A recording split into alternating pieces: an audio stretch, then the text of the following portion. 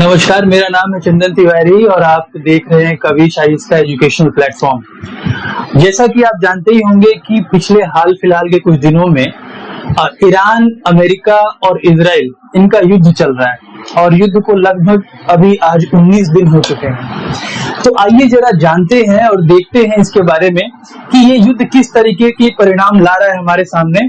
और आज इन्हीं सब विषयों पर बात करने के लिए हमारे साथ मौजूद है राजनीति के बहुत विशेषज्ञ और साथ ही साथ आईआर और जियो पॉलिटिक्स में काफी कुछ जानने वाले सीनियर एक्सपर्ट से, और जानते हैं कि इस जंग का रुख किस तरफ जा रहा है।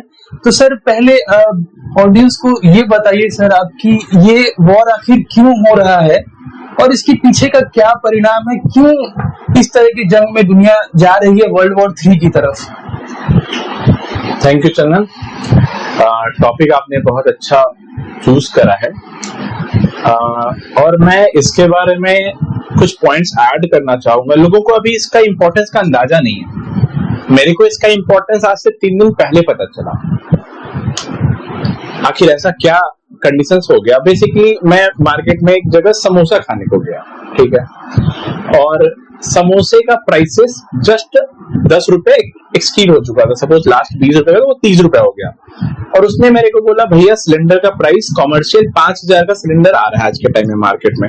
तब मैं समझा ये जो ईरान वॉर है अब हमारे घर तक आ चुका है, ठीक है। exactly. और देखिए, वॉर का आपने जब जिक्र करा तो आज की दुनिया वो चीजें नहीं समझ पा रही है जो इंडिया के एंशिएंट सिविलाइजेशन में बहुत कुछ ऐसी चीजें हैं जो हमने देख रखा है। जैसे अभी हमने एक वर्ड सुना है कुरुक्षेत्र, तो आज पूरा वर्ल्ड जो है कुरुक्षेत्र बना हुआ है। मोर देन 40 से ज्यादा कंट्री में कंफ्लिक्ट हो रहे हैं, कुछ छोटे लेवल पर, कुछ बड़े लेवल पर। लास्ट कंफ्लिक्ट हमने देखा था यूक्रेन रशिया, तो वहां वो वॉर हमको डिस्टर्ब नहीं करा, बहुत लिमिटेड डिस्टर्बेंस था हमारे लिए। लेकिन चूंकि इस बार जो ईरान, इजराइल और यूएसए जिस तरीके से आपस में लड़े हैं, वो हमारा देखो ना, घर के सिलेंडर आज लोग लाइन में आ चुके हैं। आपको पता नहीं होगा, आप सर्वे करोगे तो मोर देन 30% इंडिया के होटल बंद हो चुके हैं आज के टाइम में। बॉम्बे खास करके हमारी फाइनेंशियल सिटी है, मोर देन 40%। काफी लोग बेरोजगारी के तहत आ गए हैं, सिलेंडर नहीं मिल रहे हैं, घर में शादियां नहीं हो रही है, शादी खाना कहां से बनेगा। और ये अब समझ में आ रहा है। तो ये जो वॉर आप देख रहे हो, इसके बारे में अगर डिटेल में बताऊं तो सबसे पहले हमको ये समझना होगा, वॉर कभी भी निजी स्वार्थ या सेल्फ इंटरेस्ट के बिना नहीं होता, ठीक है। exactly. अब निजी इंटरेस्ट की देखो, अगर बात करोगे तो निजी इंटरेस्ट के बारे में अब थोड़ा सा हम लोग आते हैं जो मिडिल ईस्ट की कंट्री का जो जियो पॉलिटिकल, आप थोड़ा समझो। ये वॉर आज का नहीं है, ये ईरानियन रिवॉल्यूशन हुआ था 1978 में। ये उस समय भी बहुत हुआ था, बट लिमिटेड था, उतना इंपैक्ट नहीं करा था क्योंकि वर्ल्ड उस समय उतना ग्लोबल नहीं था। क्योंकि इंडिया 90 के बाद ज्यादा ग्लोबल हो चुका है, ठीक है। और उस समय और इस समय में कंपेयर करो तो उस समय उतना ज्यादा डिजास्टर्स रेपरेशन नहीं होते थे जो आज हो रहे हैं, ठीक है। और ये छोटे मोटे चीज पे नहीं आएंगे। आप सोचो ना, जो हम अपना सबसे बड़ा आउटसोर्सिंग, आज इंडिया का सबसे बड़ा आउटसोर्सिंग क्या है? IT industry. इंडिया का मैक्सिमम आईटी इंडस्ट्री का जो चैनल बेस गया है वो मिडिल ईस्ट के थ्रू, समुद्र के अंदर से गया है। तो कल को अभी ये वॉर केवल तेल तक सीमित है, ऐसा भी हो सकता है कल को फिर ये क्राउड उस वायर को कट करने का प्लान करें, पूरा आउटसोर्स का बैंड बच जाएगा। ये आपको कहीं ना कहीं सोचना पड़ेगा। एक वर्ड है, जैसे 2-3 वर्ड हम लोग पॉलिटिकल साइंस में पढ़ते हैं, जैसे उसमें से एक वर्ड हो गया बैलेंस ऑफ पावर।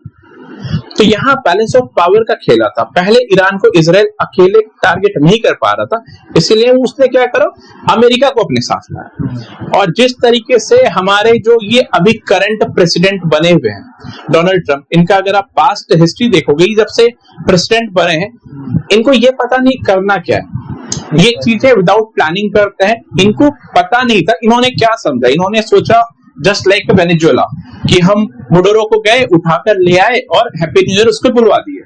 लेकिन यहाँ ऐसा नहीं होने वाला था। Iran is something different. और ईरान को जब आप पास्ट हिस्ट्री भी देखोगे तो ईरान नॉर्मल कंट्री नहीं है। और यहाँ पर जो कैलकुलेशन है डोनाल्ड ट्रंप का, वो गड़बड़ा गया। उन्होंने क्या सोचा कि जब ये वॉर होता है तो ईरान क्या करेगा, वो केवल इजराइल पे अटैक करेगा, लेकिन इसने ऐसा नहीं करा, क्योंकि वो क्या था एक्चुअली, आप जब इजराइल को देखोगे, जॉर्डन के पास जो पूरा उसका जियो पॉलिटिक्स देखोगे, ग्राफ देखोगे, तो आपको मैप पता चलेगा कि इजराइल को पूरा इन लोगों ने कवर कर रखा है। तो कवर क्या, छोटी सी कंट्री आराम से उसको कवर दे रहे हैं, लेकिन प्रॉब्लम क्या है, थोड़ा यहाँ उल्टा हो गया। और प्रॉब्लम ये बात होती है ना, जब जैसे मतलब इसका मतलब है कि यूएस मिस कैलकुलेशन किया इस बारे में, इस बहुत बड़ा मिस कैलकुलेशन किया। और जब वहां के जो हेड हैं खेमनी, उनकी जब डेथ हुई, तो इन लोगों ने जब झंडा ऊंचा करा, जिसको हम लोग रेड फ्लैग कहते हैं, फ्लैग ऑफ रिवेंज, ठीक है।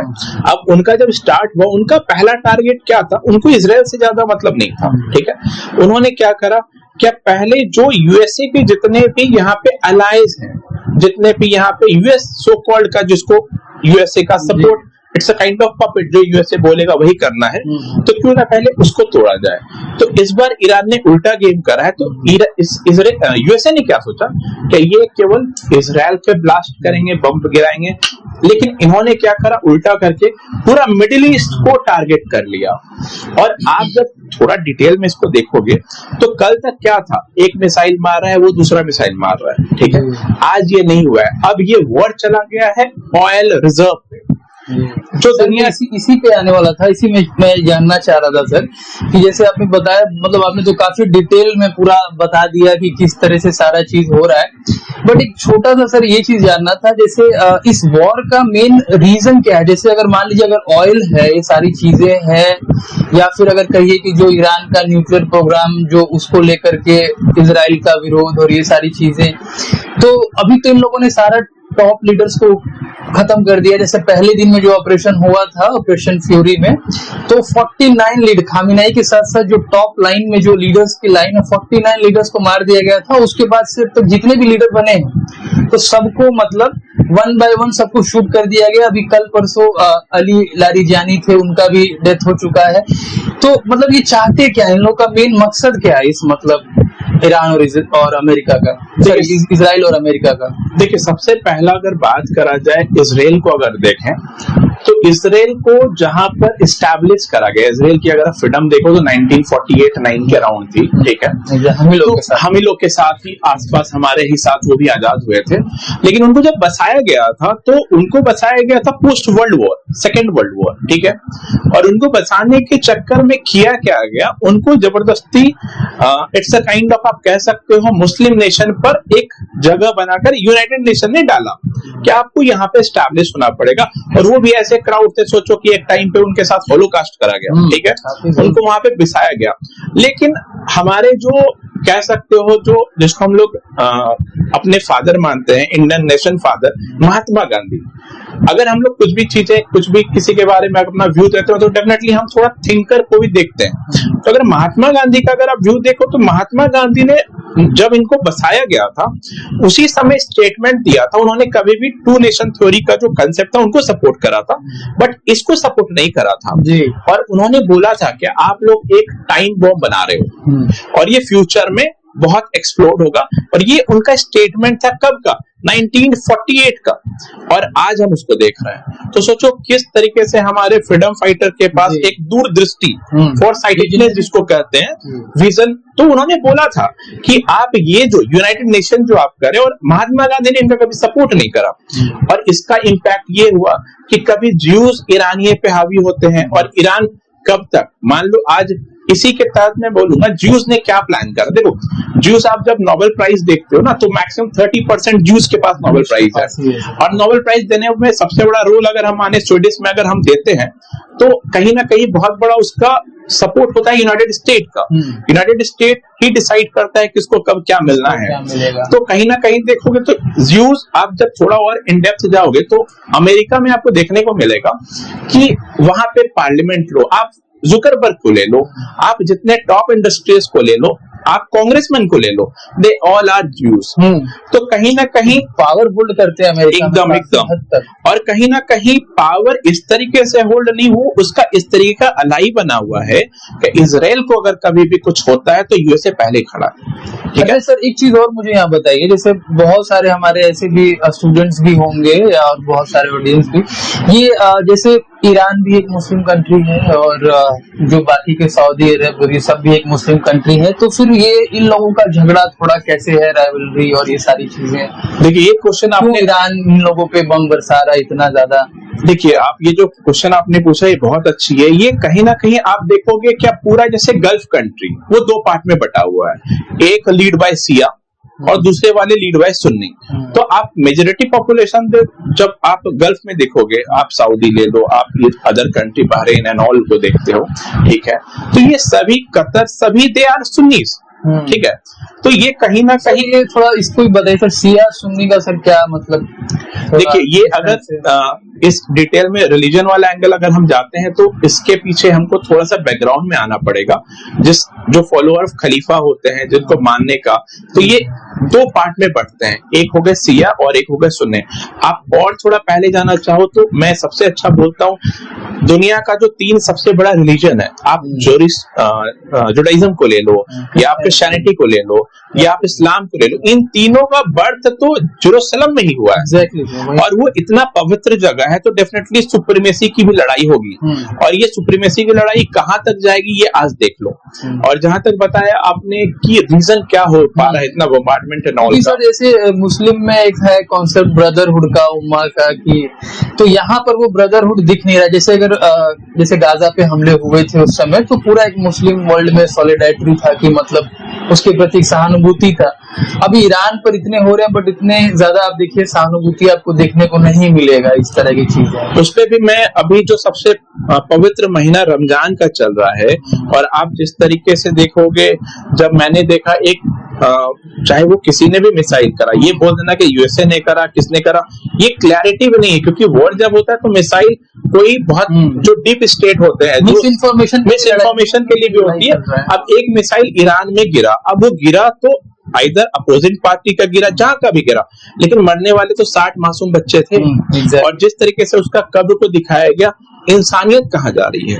हम पवित्र बात कर रहे हैं रमजान का, और रमजान में आपने न्यूज सुना ही होगा, अचानक से पाकिस्तान ने अफगानिस्तान पे अटैक कर अभी ये भी एक हो गया। एक तो यही मैं बता ना, अभी दुनिया कुरुक्षेत्र बना हुआ है। और रहा बात, जब हम बात करें जिस तरीके से बैलेंस ऑफ पावर की, तो इजराइल और अमेरिका इस तरीके से अलाइज है, क्या वो कहीं ना कहीं बैलेंस करने के लिए आएंगे? और हुआ क्या? विदाउट प्रॉपर प्लानिंग आज डोनाल्ड ट्रंप को खुद कांग्रेस में भी, वहां के जो पार्लियामेंट है उसमें भी अपोज फेस करना पड़ रहा है। क्यों? उन्होंने बिना प्लानिंग के ये बम्बार्डमेंट कर दिया। अब यहाँ पर उन्होंने ये सोचा नहीं था, सपोज खेमाई को अचानक से घर में उड़ा देना, ये तो नेशनल रिवेंज का मैटर हो जा रहा है। और ये रिवेंज अभी लोगों को ये लग रहा है। इसमें एक चीज और मैं थोड़ा सा जानना चाहूंगा, अगर उन लोगों ने खामिनेई को अगर मार दिया, इससे यही पता चलता है कि इजराइल का कितना डीप पेनिट्रेशन है, कि उनको सब कुछ पता है। नहीं, आप खेमनई के बारे में तो आप अभी कर रहे हो, इनसे पहले का अगर आप थोड़ा फॉलो अप करो तो इनकी जो टॉप लीडर थी सुलेमानी को एयरपोर्ट में उड़ा दिया गया ड्रोन से। मतलब पता चलता है मोसाद जो है किस तरीके से ईरान के अंदर तक बैठा हुआ है। और ये आपको समझना पड़ेगा कि आज आप वॉर शुरू कर देते हो, और इस वॉर से मैं स्पेशली ये भी चाहूंगा कि हमारा देश भी सीख ले। आप जो चाहते हो कि हम अचानक से अपने पड़ोसी मुल्क पर अटैक कर दें या जो भी करें, आप वॉर चालू कर दोगे, लेकिन वो एंड किस डायरेक्शन में होगा इसका आपको पता नहीं है। आप जो अभी सिनेरियो देख रहे हो, ये जो बम्बार्डमेंट हो रहा है, जहां गिरा है, लोग दूर तक नहीं सोच पा रहे हैं। प्रॉब्लम कहां पे होगा? अचानक से अगर कोई न्यूक्लियर साइट जो अंडर टेस्टिंग ईरान कर रहे थे, वहां किसी ने मिसाइल गिरा दिया तो पूरा मिडिल ईस्ट खत्म हो जाएगा, इसका अंदाजा नहीं है। और जो भारत आज सोच रहा है कि ईरान का इम्पैक्ट, चलो सिलेंडर का जो प्राइसेस बढ़ गया एंड ऑल, अभी हमको उतना नहीं इम्पैक्ट पड़ेगा, सामने गर्मी आ रही है। और अचानक से मैंने एक डाटा देखा था, लास्ट टाइम कोलकाता का ही बोलूं तो करीबन 1.5 लाख एसी बिके थे। अब 1.5 लाख एसी का जो कंजम्पशन का रिक्वायरमेंट इलेक्ट्रिसिटी बोर्ड नहीं कर पा रही थी, वो नहीं कर पा रही थी।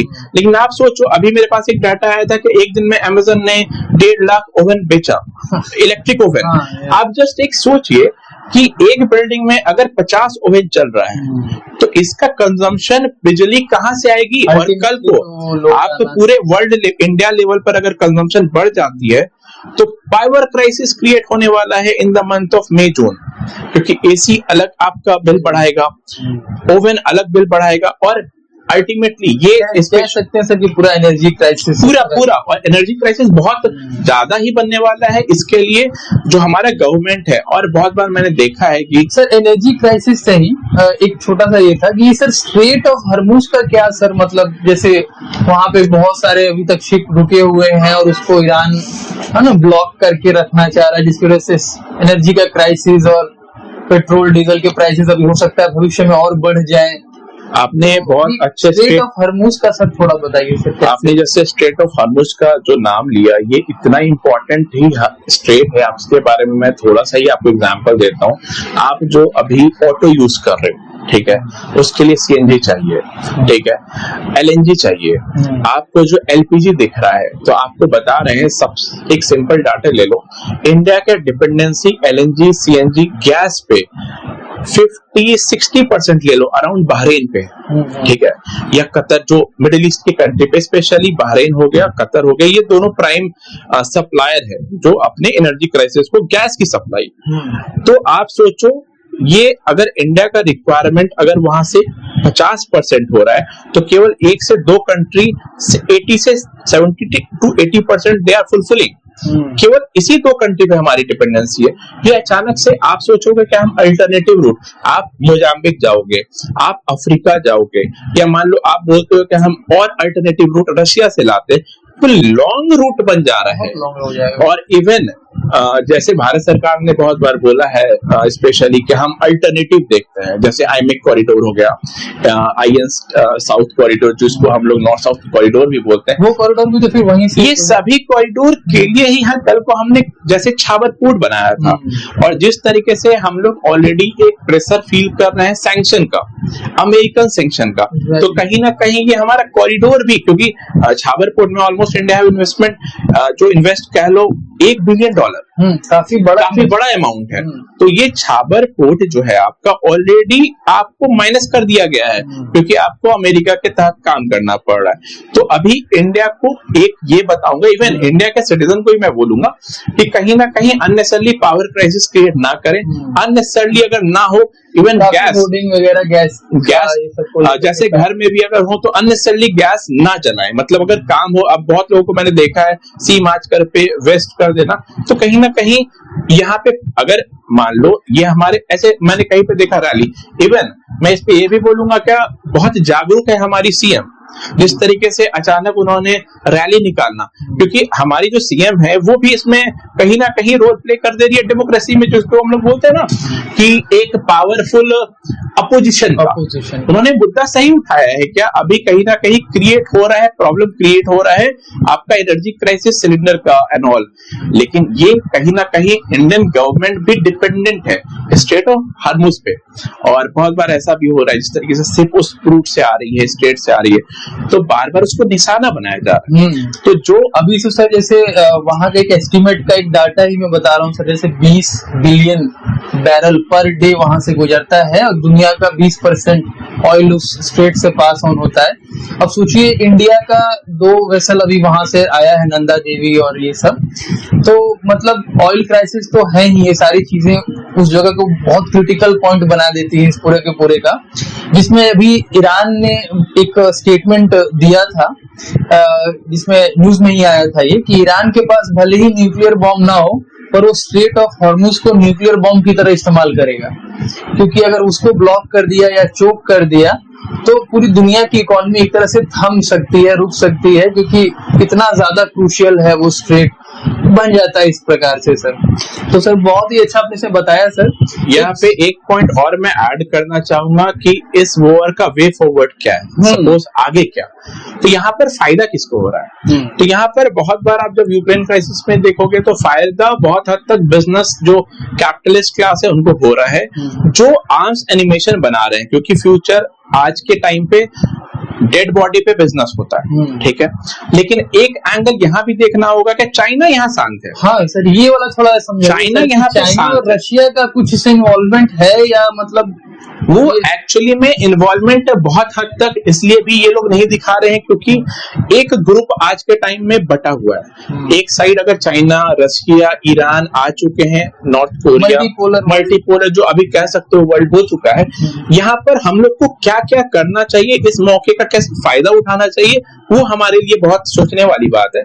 जिसपे मैं एक बोलूंगा जो सबसे अच्छा, देखिए वॉर इम्पैक्ट कर रहा है तो हम लोग को अल्टरनेटिव के बारे में सोचना चाहिए।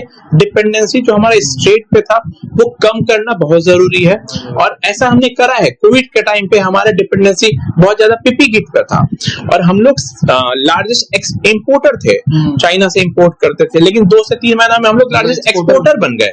तो इस टाइम पर पूरे देश को एक साथ रहने की जरूरत है। दूसरी, आप अगर देखोगे आज के टाइम में रशिया भी सपोर्ट इसलिए भी नहीं कर रहा है क्योंकि कहीं ना कहीं ये यूएस हेगेमनी को डाउन किया जा रहा है, डीडॉलराइजेशन करा जा रहा है। कहीं ना कहीं ये जो कतर ले लो या बहरीन ले लो, ये सभी क्या है, ये सभी एक सेफ हेवन कह लो, यूएसए का ally in the Middle East. तो ये कहीं ना कहीं डैमेज हो रहा है। तो इन जो पार्टी रशिया हो गया, ईरान हो गया, या आपके जो चाइना है, इन लोग का क्या इनडायरेक्टली क्या सोच रहे हैं कि डीडॉलराइजेशन के लिए बेस्ट टाइमिंग है, थोड़ा डिस्टर्ब होने दो।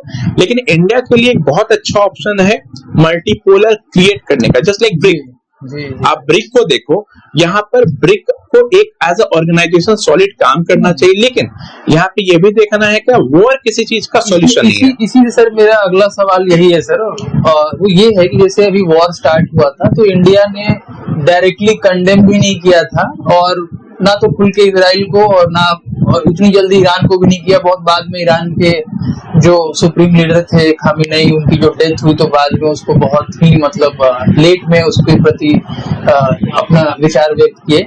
तो सर थोड़ा ये बताइए कि अब बदलते हुए इस सिनारियो में इंडिया का फॉरेन पॉलिसी कैसे रहे, मतलब कैसे बैलेंस करे इंडिया ये सब चीजों को देखते हुए, क्योंकि स्थिति तो बहुत नाजुक होते जा रही है। एकदम और स्थिति, आपने बहुत अच्छा वर्ड यूज करा, ऐसे टाइम पे कैसे इंडिया अपने फॉरेन पॉलिसी को चेंज कर। देखिए अभी वो टाइम नहीं है जो पास्ट हम लोग नेहरू एरा को हम लोग देखते थे, पंसिल देखते थे।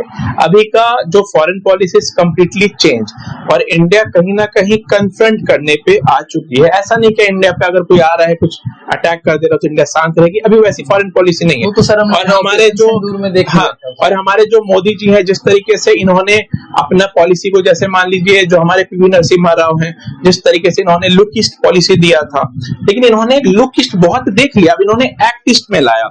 तो अब ये थोड़े एग्रेसिव मोड में, और आपने जैसे बोला ना कि इंडिया इस टाइम पर क्या करे, तो इंडिया का सबसे अच्छा यहाँ पर एग्जाम्पल है, इंडिया इज जस्ट, आप कह सकते हो वेट एंड वॉच का कंडीशन निभा रही है। क्यों? आप देखो मुस्लिम कंट्री, बहुत पॉपुलेशन हमारे मुस्लिम भाई लोग हैं, बहुत लोग हैं, लेकिन आप जब इंडिया को देखोगे, इस मोमेंट को देखोगे, तो पूरा मुस्लिम जो खलीफा, आप कल को देखो ना, इजिप्ट पे बम गिरा है, टर्की पे बम गिरा है, तो कहीं ना कहीं नाटो भी इन्वॉल्व हो रहा है। इनफैक्ट सर ओमान वो देश था जो एक्चुअल में इन लोगों के बीच में मीटिंग करा रहा था, ईरान और अमेरिका के बीच में, और कल परसों उस पर भी बम गिरा दिया गया। तो यहाँ पर ये सोचना है, क्या ये बम रियली में ईरान गिरा रहा है या कोई और भी डीप स्टेट इसमें इन्वॉल्व है जो कि वॉर नहीं खत्म होने देना चाह रहा है। तो यहाँ पर देखने का, और जहां तक इंडिया बहुत अच्छा भी बैलेंस काम कर रहा है। क्यों? मैंने कल भी देखा, इंडिया ने बहुत बड़ा मेडिकल एड का कंसाइनमेंट ईरान भेजा, ठीक है। तो यहाँ पर इंडिया को लोग बोलते हैं, बट इंडिया का भी एक देखने वाली बात है, इजराइल के साथ आपका स्ट्रैटेजिक कह लो, टेक्निक कह लो, वो हमारा रिक्वायरमेंट है। ईरान के साथ हमारा एनर्जी रिक्वायरमेंट है, वो फुलफिल करेगा। तो इंडिया के लिए कह सकते हो इट्स काइंड ऑफ, जिसको हम बोलते हैं ना, टाइट रोप डिप्लोमेसी। तो अभी उसको बहुत संभल के पैर रखना है, वेट एंड वॉच करना है, अग्रेसिव नहीं होना है। कंडीशन देख लो, इसी रमजान महीने में जिस एरिया में, जिस पवित्र जगह पे पूरा मुस्लिम का रिलीजन का बर्थ हुआ, आज वो पूरा लड़ाई में करे हुए हैं। बट दूसरे जगह आज इंडिया में रमजान शांति से मन रहा है, इंडिया में होली भी अच्छे से मना है। तो कहीं ना कहीं हमारे लीडरशिप ने कुछ बेहतरीन काम करा है, ऐसा नहीं करा है। क्योंकि आज मैं अपने फ्रेंड से ही बता रहा हूँ, जब उन लोग का हाल दुबई में देख रहा हूँ कि उनको अपना घर छोड़ के नहीं और रहना पड़ रहा है। ठीक है, दुबई जो इतना सेफ माना जा रहा, जो कि वर्ल्ड का सेफेस्ट सिटी माना जाता है, आप वहां पे अपने घर छोड़ के दूसरे घर जाना पड़ रहा है और कुछ भी मतलब परमानेंट नहीं है, क्या फ्यूचर दिख नहीं रहा है।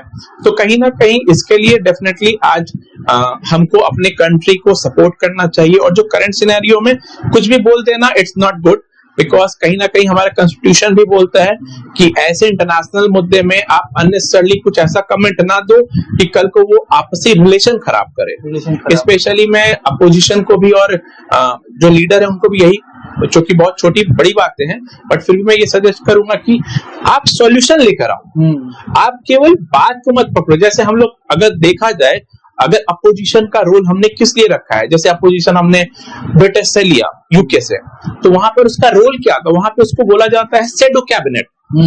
तो आप इंडिया में शैडो कैबिनेट का रोल प्ले करो ना, आप प्रॉब्लम गिना रहे हो, ये प्रॉब्लम, आप सॉल्यूशन क्या लेकर आ रहे हो। तो ये अभी हमको ना एज ए यूनाइट काम करना चाहिए ताकि हम वे फॉरवर्ड कर सके। बहुत अच्छा सर आपने बताया सारी चीजों को, हम लोगों ने इसको जाना भी, समझा भी और बहुत सारी पहलियों पर भी हम लोगों ने डिस्कस किया और हमारे दर्शकों को भी बहुत अच्छा लगा होगा। आप लोग इसी तरह हमारे इस चैनल को देखते रहिए, लाइक सब्सक्राइब करना ना भूलें।